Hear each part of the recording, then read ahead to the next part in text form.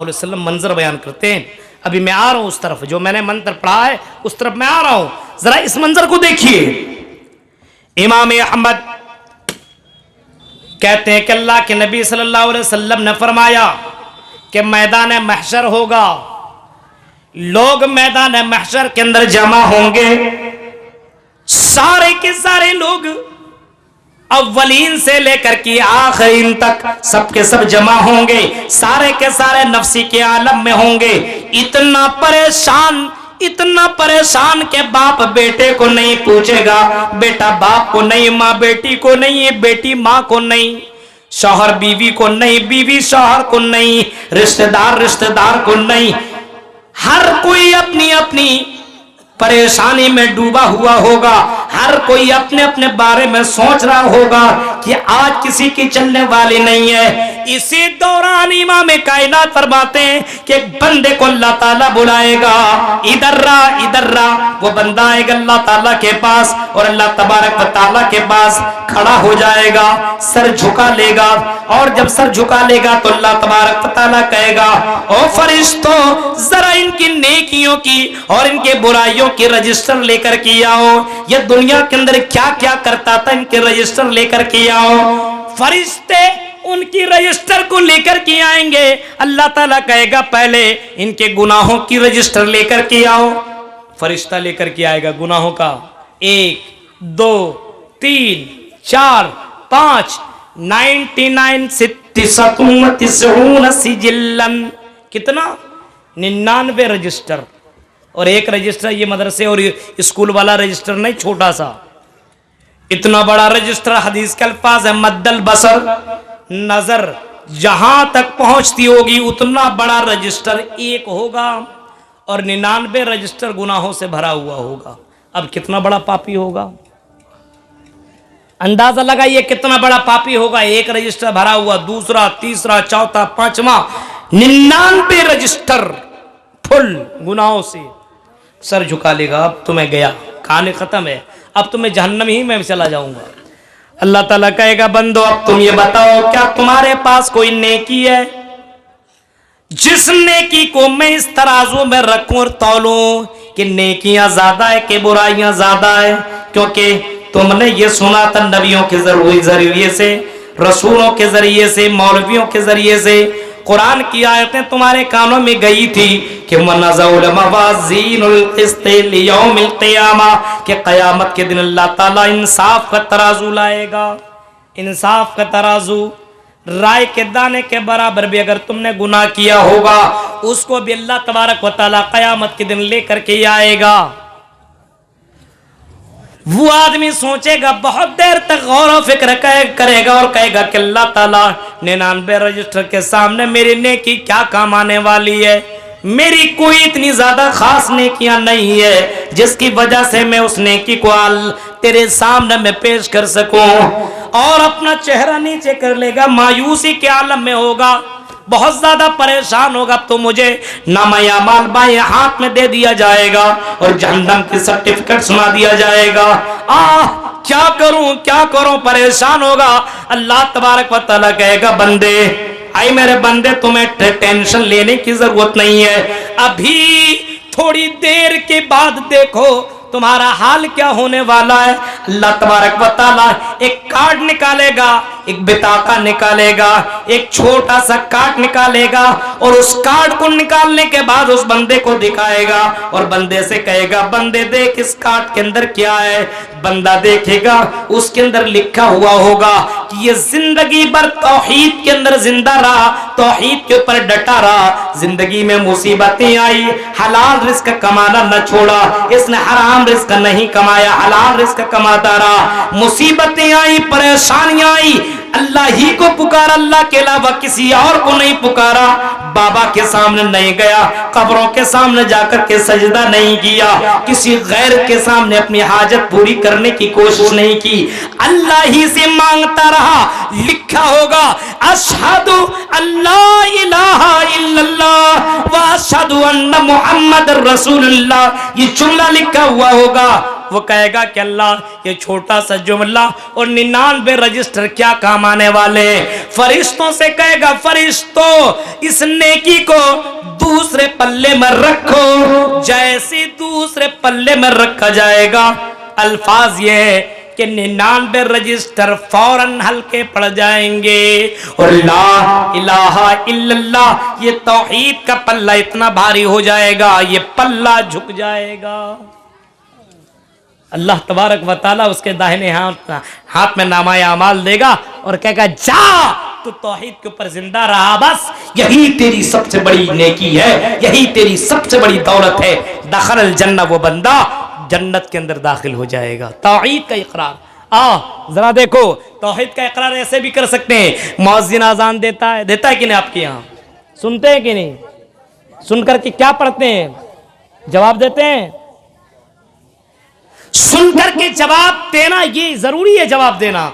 जब मुअज्जिन का इमाम कायनात फरमाते, मुस्लिम के अल्फाज है इज़ा क़ालल मुअज्जिन अल्लाहु अकबर अल्लाहु अकबर, जब मुअज्जिन कहे अल्लाहु अकबर तो तुम कहो अल्लाहु अकबर। कोई भी हो, लड़का लड़की सब कह सकते हैं और सबको कहना है।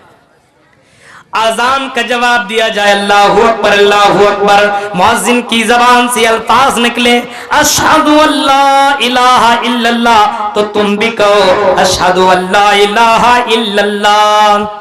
जब मुअज्जिन कहे अशहदु अन्ना मुहम्मद रसूलुल्लाह, अगर तेरे कान में यह आवाज पहुंच जाए तो तुम भी कहो अशहदु अन्ना मुहम्मद रसूलुल्लाह। जब मुअज्जिन कहे हय्या अलस सलाह हय्या अलल फलाह, उसके जवाब में तुम कहो ला हौला वला कुव्वता इल्ला बिल्लाह। जब मुअज्जिन कहे अल्लाहु अकबर तो तुम कहो अल्लाहु अकबर। जब मुअज्जिन कहे ला इलाहा इल्लल्लाह तो तुम कहो ला इलाहा इल्लल्लाह। इमाम कायनात फरमाते हैं जिसने ला इलाहा इल्लल्लाह का या पूरा का पूरा अजान का जवाब जिसने दिया, मिन क़ल्बिही खालिस दिल से जिसने ये काम किया, आपने फरमाया दखलल जन्नह, ये तौहीद का इकरार करने वाला, अजान का जवाब देने वाला जन्नत में जाएगा। कितनी बड़ी नेकी है, सिर्फ अजान का जवाब दे दे। अजान का जवाब कहां से देंगे? आजान का जवाब हम और आप आजान का जवाब देंगे? आजान सुनकर के चुपचाप बैठे रहते हैं। हमारी औरतें गप्पे मारती रहती है, बातें करती रहती है। हमारे नौजवान उसी मोबाइल में टिकटॉक तो चला गया, अब आया टकाटक। सुने, अब टिकटॉक गया, अब आ गया टकाटक।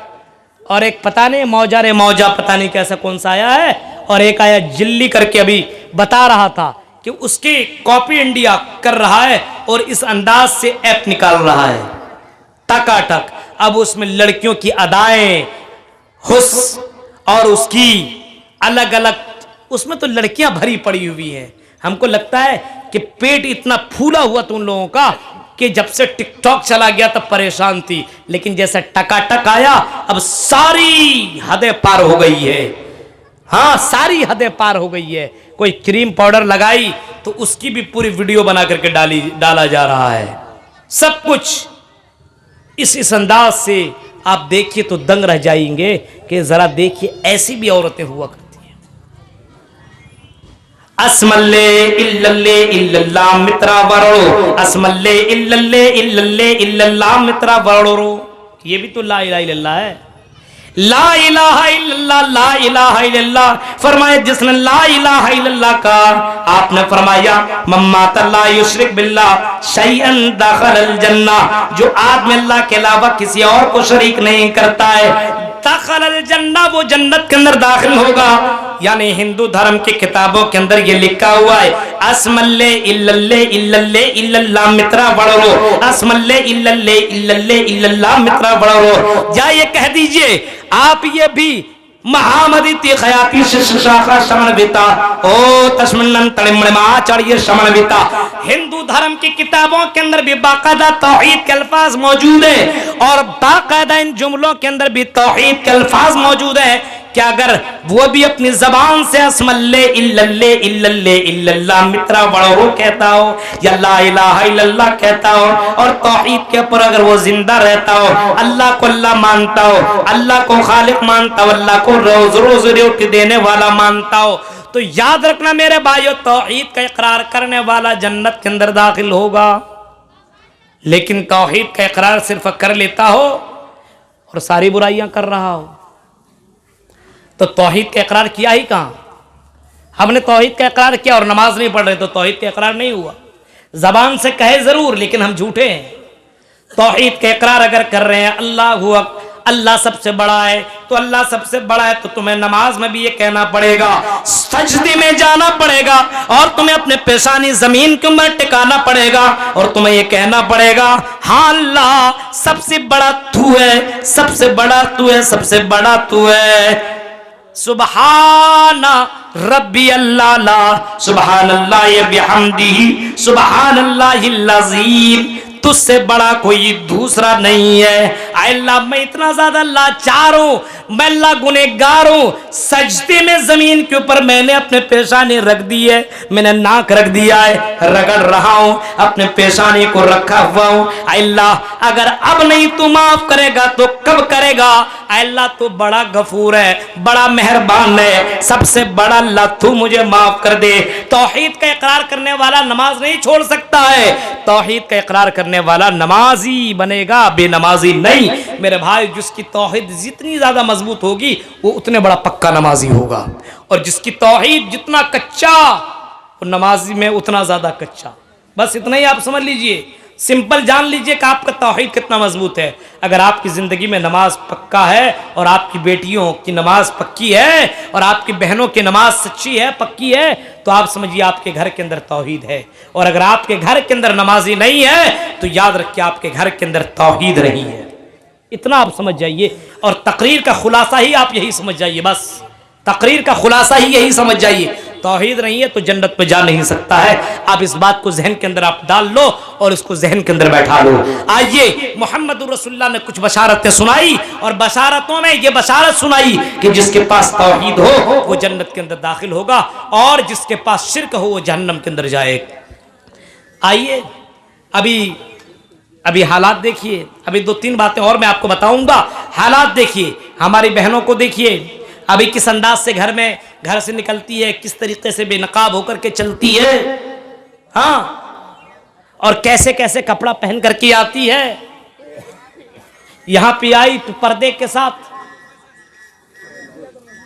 बड़ी अच्छी बात है, मैं उनको नहीं बता रहा हूं।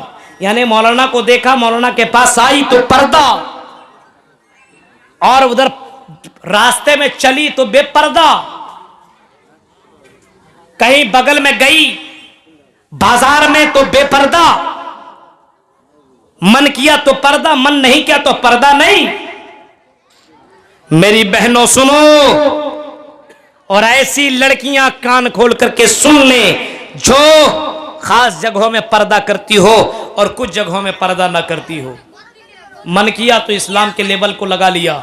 ये सिटी देख रहे हैं, बच्चों को यही सब खरीदवाइएगा तो उसका जहन किस में लगा रहेगा? हाँ, कि हमने जलसा किया तो ये मिला, जलसा किया तो ये मिला, जलसा किया तो ये मिला, जलसे से फायदा किया हुआ।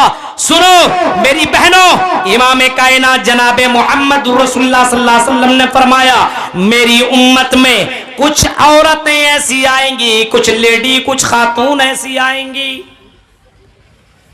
माइलातुन मुमिलातुन, कुछ लड़कियां ऐसी आएंगी जो अपने तरफ माइल करने के लिए ही आएंगी।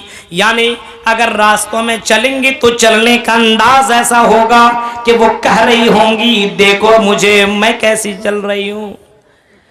कपड़ा पहनी होंगी, निसाउन कासियातुन नारियात, कपड़ा तो पहनी हुई होंगी लेकिन कपड़ा इतना ज्यादा चमक दमक वाला होगा, कपड़ा इतना ज्यादा टाइट होगा, कपड़ा इस अंदाज का होगा कि कपड़ा पहनी हुई भी नंगी होंगी, कपड़ा पहनी हुई नंगी दिखाई होगी। यानी कपड़ा पहनने के बाद उसके जिस्म का उतार चढ़ाव पूरा का पूरा नजर आएगा, या ये कह लीजिए पूरा का पूरा सेक्सी लगता होगा।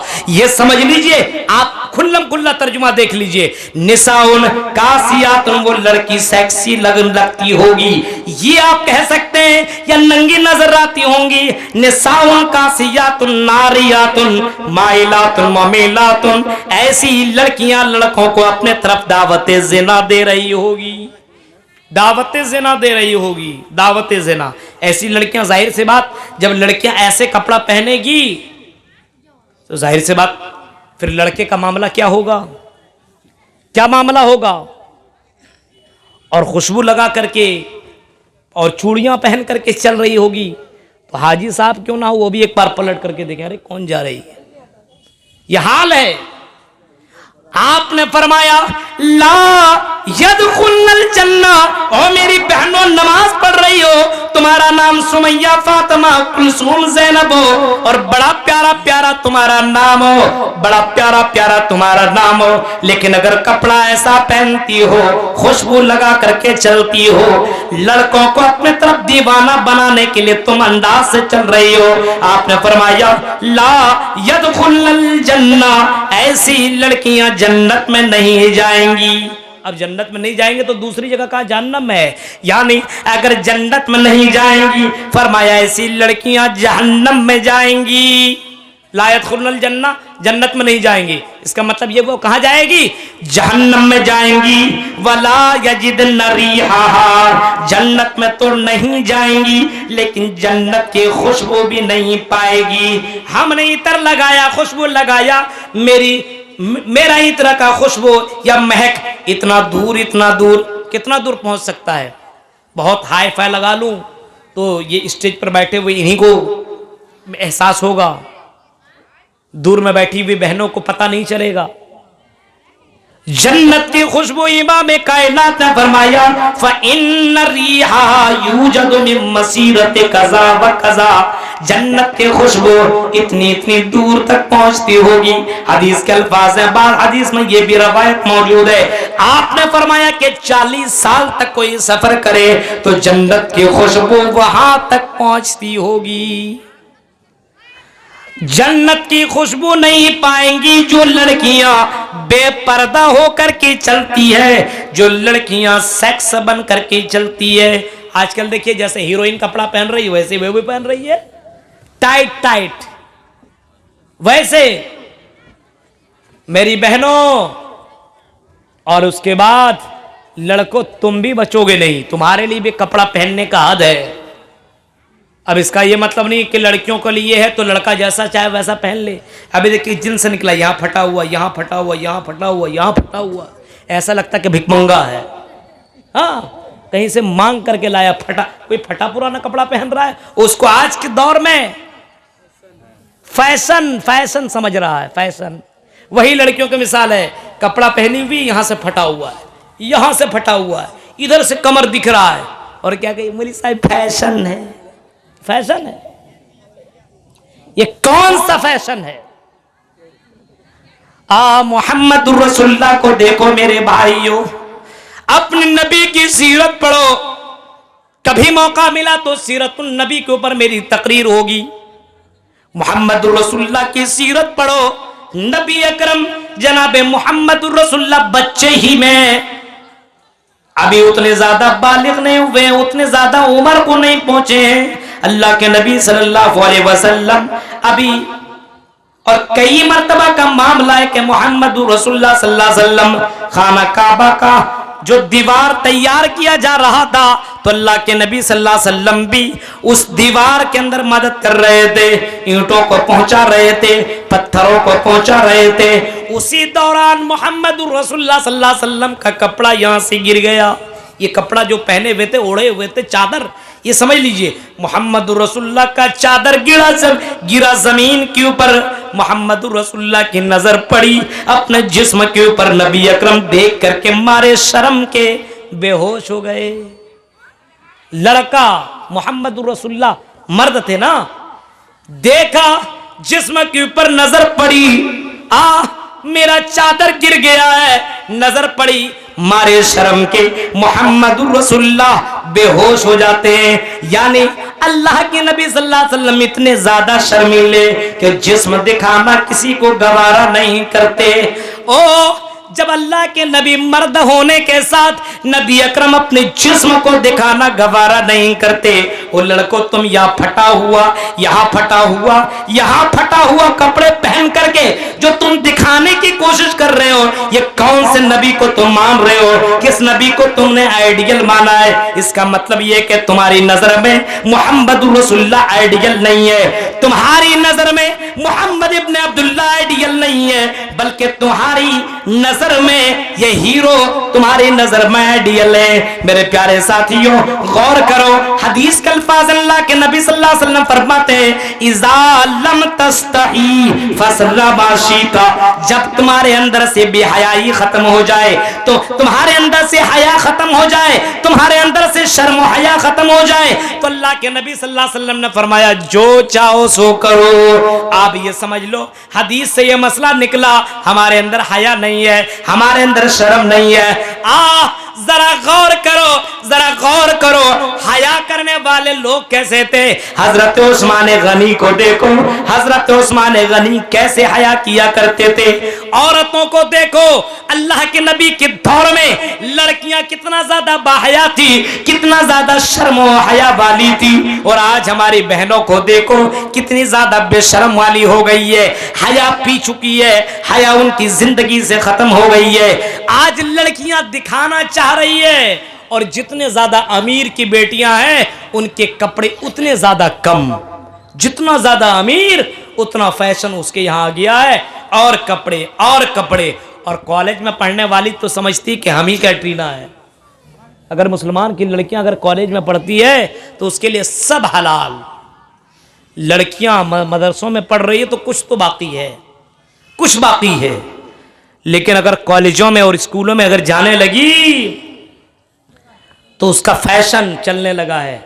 दुपट्टा ऊपर से खाली ऐसे ऐसे डाल लिया, बस हो गया, ये दुपट्टा है, तेरा बाल तो दिख रहा है, जहां पे नजर पड़नी चाहिए वो पूरा का पूरा तो नजर आ रहा है, तो पर्दा कहां? ऐसे लोग जो अपने बच्चों को ऐसी जगहों में रखते हैं, मैं नहीं कहता हूं कि इंग्लिश नहीं पढ़ाना चाहिए, कंप्यूटर की तालीम नहीं देनी चाहिए, मैं नहीं कहता हूं, बिल्कुल जमाने दौर के अंदर जो चीजें अवेलेबल है उन तमाम चीजों की जानकारी देना अपने बच्चों और बच्चों के लिए जरूरी है। हालात हाजरा में हर चीज का जानकार होना चाहिए, हर चीज का। हम मौलवी होकर के क्या हम कंप्यूटर नहीं जानते हैं, हम इंग्लिश नहीं जानते हैं? एमए हमने भी किया है, कंप्यूटर से डिप्लोमा हमने भी किया है, इंग्लिश बोलने की बात आए तो इंग्लिश हम भी बोलते हैं, लेकिन इसका यह मतलब नहीं है कि हम अरबी नहीं जानते हैं, हम उर्दू नहीं जानते हैं। मेरे प्यारे साथियों, मदारिस के अंदर अरबी भी पढ़ाई जाती है, इंग्लिश भी पढ़ाई जाती है, अब तो कंप्यूटर का भी एक शोभा निकल गया है। कंप्यूटर धीरे धीरे हर जगह लोग कंप्यूटर रखने लगे हैं।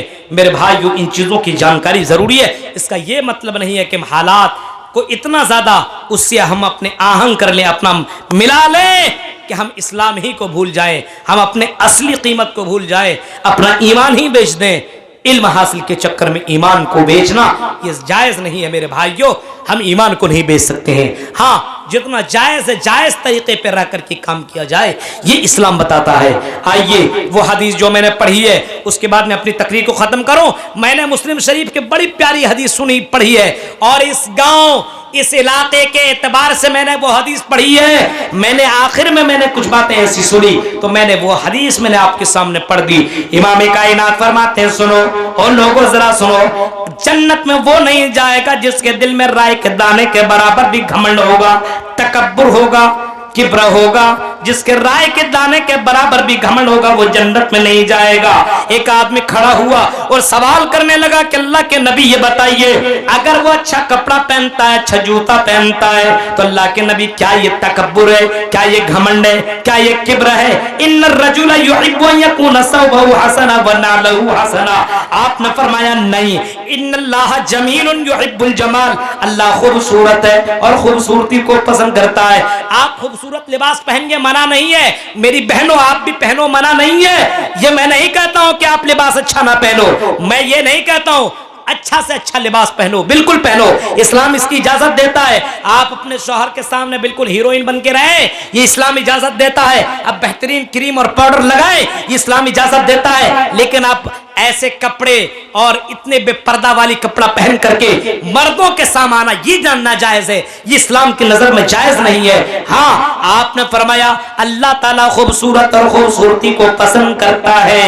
एक आदमी कपड़ा पहना, पैंट शर्ट पहना और शर्ट ऐसा पहना, कपड़ा पहना और सजदे में गया।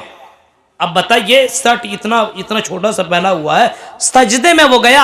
अब पीछे से नमाज पढ़ने वाला जरा वो बताएगा, उसके पीछे से पूरा का पूरा दिखता नजर आता है, उसकी नमाज होती है क्या? उसकी नमाज नहीं होती है। मर्दों के लिए नाफ से लेकर के ये घुटने तक ये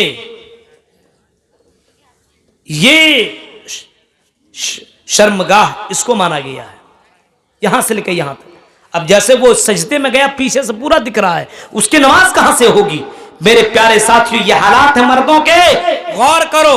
इन्नल्लाह जमीलुन युहिब्बुल जमाल, अल्लाह ताला खूबसूरत और खूबसूरती को अल्लाह ताला पसंद करता है। फिर इमाम कायनात ने फरमाया कि तकब्बुर ये है, घमंड ये है कि लोग सच्ची बात, कुरान और हदीस की बात को बात ना माने, उनकी बातों को ठुकरा दे। अल किब्रु बतरुल हक, सच्ची बात एक्सेप्ट ना करें, रिजेक्ट कर ले। वह गमतुन नास, फरमाया लोगों को हकीर आदमी समझने लगे। आज हमारे यहाँ अदावत, दुश्मनियां इस वजह से है कि हम एक दूसरे को हकीर समझते हैं, एक दूसरे का रिस्पेक्ट नहीं करते हैं। इमाम कायनात के दौर में अल्लाह के नबी सल्लल्लाहु अलैहि वसल्लम अपने से छोटों को भी सलाम किया करते थे। अल्लाह के नबी एक दूसरे का रिस्पेक्ट किया करते थे, एक दूसरे का इज्जत किया करते थे। हालात दौर के अंदर आज हमारे मुसलमान आपस में बटे हुए, दुश्मनियां इतनी ज्यादा है। अरे तुझसे हम बड़े, तू मुझसे छोटा है, तुझसे हम सलाम नहीं कर सकते, सलाम करने में पहल किया करो। ये मोहम्मदुर रसूलुल्लाह की तालीम है। तो सलाम के अंदर पहल करता अल्लाह के नबी ने फरमाया कि वो अच्छा आदमी है। सलाम के अंदर करने में पहल होनी चाहिए। और याद रखो, ये हक बात, सच बात, कुरान और हदीस की बात को आपको मानना पड़ेगा। एक सहाबी रसूल का वाकया मैं बयान करता हूं कि अल्लाह के नबी सल्लल्लाहु अलैहि वसल्लम ने फरमाया था कि फला सहाबी जन्नती है।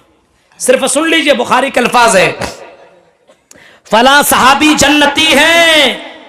लोगों ने सुना, रे फला सहाबी हमारे साथ रहते हैं, खाते पीते हैं, सब कुछ है, लेकिन जन्नती है क्यों, क्या करता है वो? एक अंसारी सहाबी हजरत अब्दुल्ला इब्ने उमर, हजरत अब्दुल्ला इब्ने उमर उनके पीछे पीछे लगे, पीछा किया, उनके घर गए, सलाम किया, कलाम किया और उनके घर के अंदर रहने लगे मेहमान बन करके। एक दिन, 2 दिन, 3 दिन, 3 दिन होने के बाद वो मेहमान अब बोलते कि मैं जा रहा हूं। अंसारी साहब कहते कहाँ जा रहे हो, और 2-4 दिन रह लो। कहा नहीं, अब मैं जिस काम के लिए आया था वो हो गया, जा रहा हूं। क्या हो गया? कहा कि मैं जिस काम के लिए आया था वो मैं रह करके मैं पा ना सका, इस वजह से अब मैं जा रहा हूं। 3 दिन तक मैं आपके घर के अंदर रहा। फरमाया कौन सा काम के लिए आए थे बताओ? कहा मैं इस काम के लिए आया था कि अल्लाह के नबी ने फरमाया तुम जन्नती हो, मैं देखने के लिए आया था कि तुम कौन सा काम करते हो जिसकी वजह से तुम्हें अल्लाह के नबी ने जन्नती करार दिया है।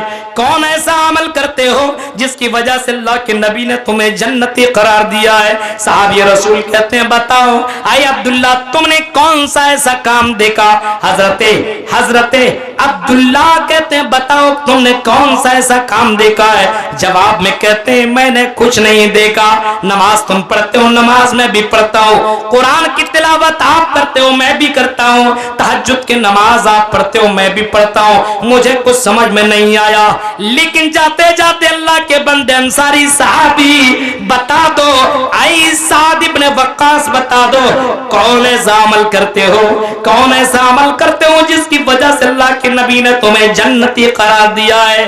अल्फाज सुनो इस गांव के लोगों। उस सहाबी ने कहा, अंसारी सहाबी ने कहा, जन्नती सहाबी ने कहा कि मैं अपने किसी मुसलमान भाई से नफरत नहीं करता, किसी मुसलमान भाई से दुश्मनी नहीं रखता, मैं किसी मुसलमान भाई से जलन नहीं रखता, मैं किसी मुसलमान भाई से दुश्मनी नहीं रखता, मैं किसी मुसलमान भाई को अपना दुश्मन नहीं समझता हूँ। मैं किसी मुसलमान भाई से अदावत, दुश्मनी और इसी तरीके से कीना कपट नहीं रखता।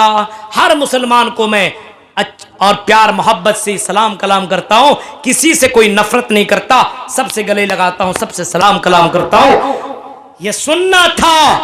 हजरत अब्दुल्ला इब्न उमर कहते हैं बस बस यही वो अमल है जिसकी वजह से अल्लाह के नबी ने तुम्हें जन्नत करार दिया है। लोगों, अल्लाह के नबी सल्लल्लाहु अलैहि वसल्लम ने फरमाया ला तहासदू वला तबागजू, हसद ना करो, बुग़्ज़ ना करो। आपने फरमाया लोगों को माफ कर दिया करो। माफ करने वाला अल्लाह की नजर में बहुत ज्यादा प्यारा होता है। अगर आपकी नजर, आपके समाज के अंदर अगर ऐसी बीमारी है कि लोग आपस में हसद करते हैं, तो अल्लाह के वास्ते नबी अकरम को जिन लोगों ने सताया था, जिन लोगों ने मक्का से निकाला था, इमाम कायनात ने सबको माफ कर दिया। हजरत यूसुफ को जिनके भाइयों ने कुएं में डाला था, हजरत यूसुफ ने अपने भाइयों को माफ कर दिया। आप भाई भाई बनकर के रहो, ये पैगाम लेकर के आप जाओ। अगर अल्लाह की नजर में प्यारा बनना चाहते हो, जन्नत में जाना चाहते हो और जन्नत की बशारतें लेकर के जाना चाह रहे हो, तो मोहम्मद रसूलुल्लाह ने फरमाया माफ कर दो। अल्लाह तबारक व तआला माफ करने वाले को पसंद करता है। आपस में मोहब्बत के साथ रहो, इत्तेफाक इत्तेहाद के साथ जिंदगी गुजारो।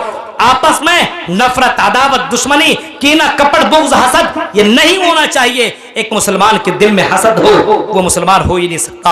एक मुसलमान के दिल में कीना हो वो मुसलमान नहीं हो सकता। एक मुसलमान के दिल में एक मुसलमान भाई के लिए दुश्मनी हो वो मुसलमान नहीं हो सकता, जन्नत में नहीं जा सकता। जिसके दिल में हसद हो, कीना हो, कपट हो। मेरे भाई क्यों, ये चंद बातें थी जो मैंने आपके सामने रखी है। मुझे लंबा सफर तय करना है।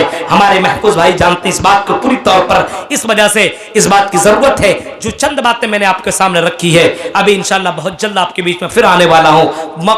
वहां पे अलग मौजू और अलग मंत्रों के साथ वहां पे तकरीर होगी। आज हालात हाजरा को लेकर के चंद बातें मैंने आपके सामने रखी, इस उम्मीद के साथ कि तकरीर आप बहुत से उलमा को सुनते हैं। शेख जरजी सिटावी चतुर्वेदी का सुनते हैं, शेख अब्दुल गफ्फार, शेख जलालुद्दीन कासिम सनाउल्लाह मदनी और जाकिर नाइक, बहुत से उलमा का आप सुनते हैं। अबुल कलाम सल्फी की तकरीर आपने सुनी। सिर्फ सुन लेने से कुछ नहीं होता, अमल से जिंदगी बनती है। जन्नत भी और जहन्नम भी। ये खाकी अपने फितरत में न नूरी है न नारी है। जरूरत इस बात की है अमल किया जाए, दिलों से हसद को खत्म किया जाए, कीना कपट को, बुग़्ज़, हसद को हटाया जाए और क़ाल अल्लाह और क़ाल रसूल के ऊपर जिंदगी गुजारा जाए। अल्लाह ताला से दुआ है रब्बे करीम जब तक तू हमें जिंदा रख, इस्लाम के ऊपर जिंदा रख, जब भी हमारा खात्मा हो ईमान के ऊपर खात्मा हो। आमीन। व आखिर दावाना अनिल हम्दुलिल्लाहि रब्बिल आलमीन। वस्सलामु अलैकुम व रहमतुल्लाहि।